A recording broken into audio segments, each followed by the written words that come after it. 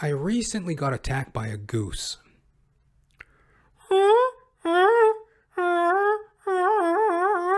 You know, like a Canadian goose? The female goose is called the goose. The male goose is called a gander. I got attacked by a gander. You know, if you want to take a gander at this, folks. On the job site. You know? Them little fuckers are vicious, man. Like, you ever walk up next to a mating gander? You know, he got his little goose girlfriend, you know, she's just sitting over there at the nest. Right? Well, the gander, them little fuckers are vicious, man. I walk by this gander, right, and he's looking at me, right?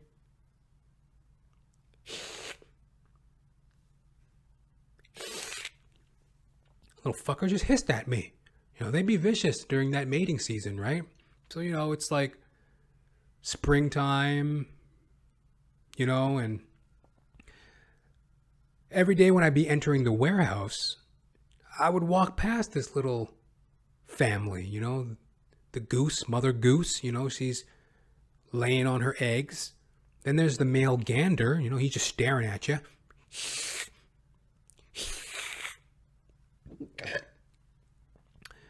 And the circle of life, the beautiful gifts of nature. They were a goose family. You know, they had the little goslings, you know, the goose, the goslings, the ganders. There's this beautiful little goose family, like in the parking lot. And, you know, but the mother goose, you know, she's tending to the nest. One day I figured, hey, you know, like, why not, you know, she's just sitting there all day. It's really interesting how gooses do the whole family thing. The mother goose, she kind of sits at the nest and guards the nest. Then the gander goose, the father goose, the gander, he perches up on a little hill and he just kind of watches.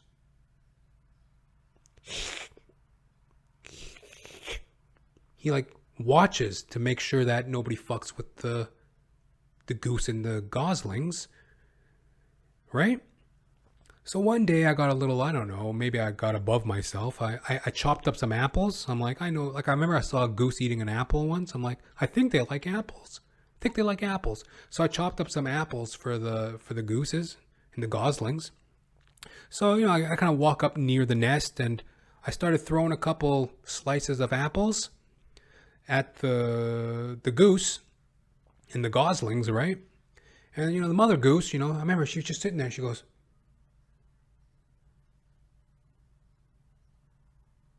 she's just like looking at me, right? And I'm like, oh, she's kind of, I don't know. She was just kind of regal, very kind of a regal look. She was like looking at me, right? And then all of a sudden I hear like this sound, right? I turn and I look. There's the fucking gander goose. The fucking gander. He's swooping in on me, right?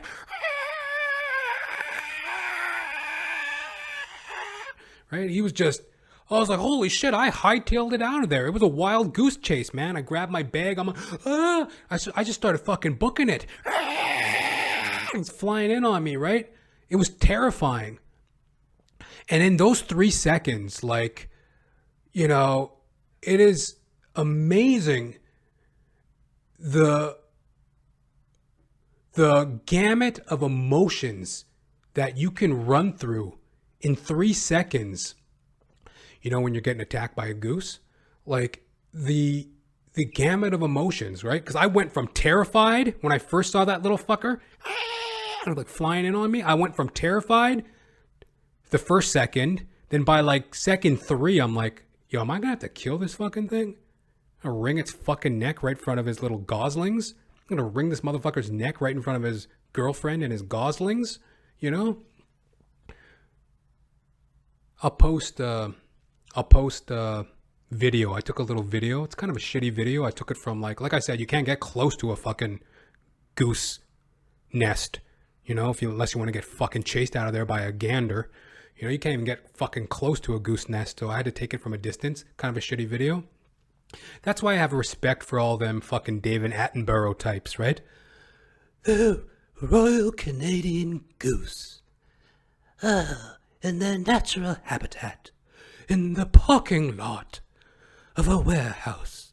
The Canadian gander and goose and goslings. I'm David Attenborough. I have respect for them fucking David Suzuki, David Attenborough types, man. Them getting involved with Mother Nature's a fucking headache, man. Those assholes are crazy, right? But anyway, I'll share this video with you guys. But I laugh it off and I slough it off as getting attacked by a goose. But where this comes into play, and it's so relatable and inspirational, is like, yo, these are the stakes of life. What does a goose, what does a gander, what does a gosling do every fucking day? They get up and they get on that goose hunt. You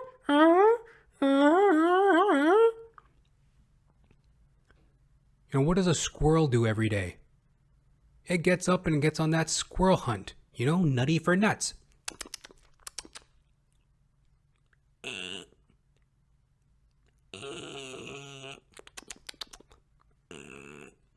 You know, what does a fucking monkey do every day? I don't know. Monkey business, right?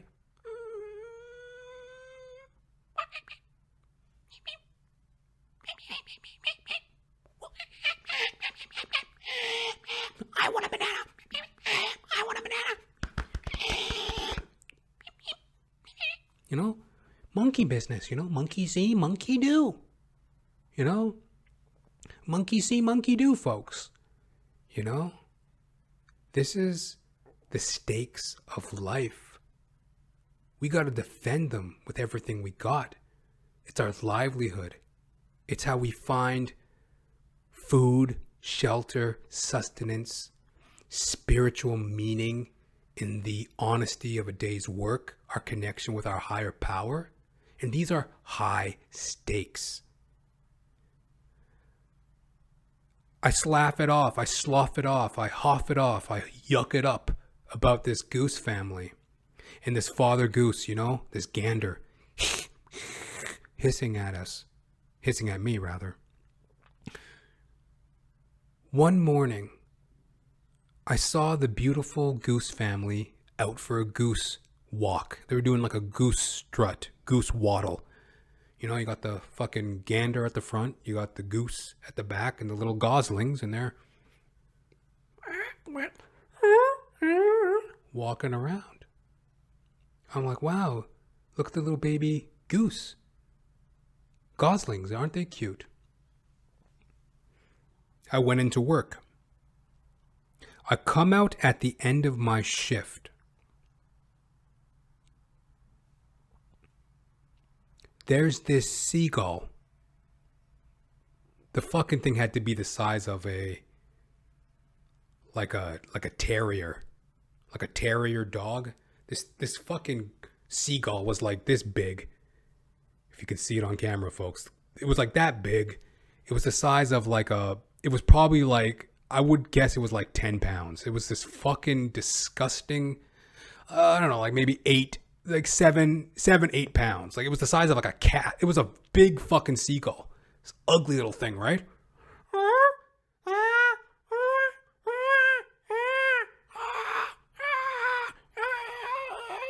It's fucking ugly seagull.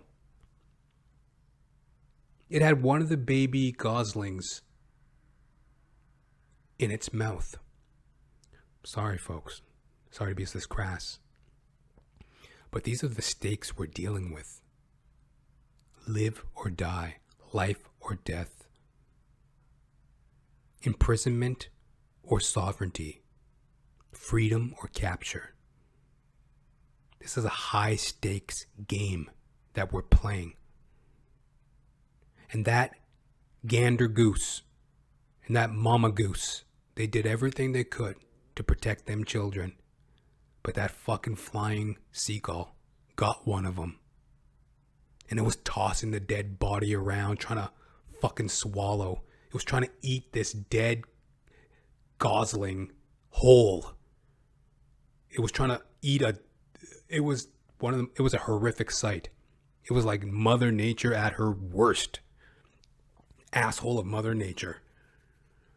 And I remember it was heartbreaking. I looked over and I saw the mama goose, right? She was sitting there at her nest, right? And she looked up, she was just staring.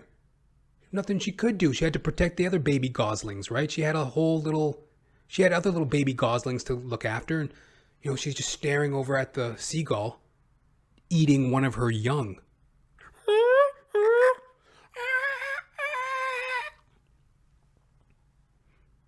And then it all kind of came full circle to me, A part of me was a little bit emotionally pissed off, like, what's that fucking goose squawking at me for? All I tried to do was give his bitch an apple, right? I bring his stupid bitch a fucking apple, and he's like screaming at me, flying at me and shit. This is the stakes of life. It's a high stake game we're playing here. And while it feels like a game, it's far from it. These are the stakes of life. And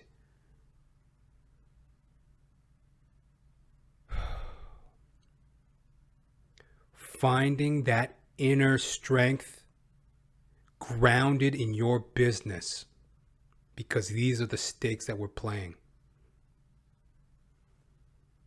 These geese, goslings and ganders and gooses, they really exemplified that for me. Seeing them at work. Every day they were at work, building their nest, watching out for their family. And you slough it off as some funny thing.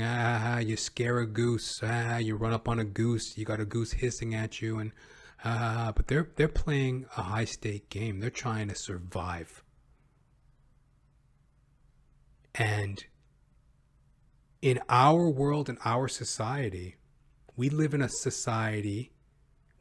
world of cynicism motivated by self-interest. Nobody really cares. And that's not particularly a bad thing, as the economist Walter E. Williams once said. Private interest serves the general public. In his words, I paraphrase, why does a farmer get up in the morning to milk the chickens, pluck the cows, fan the hogs?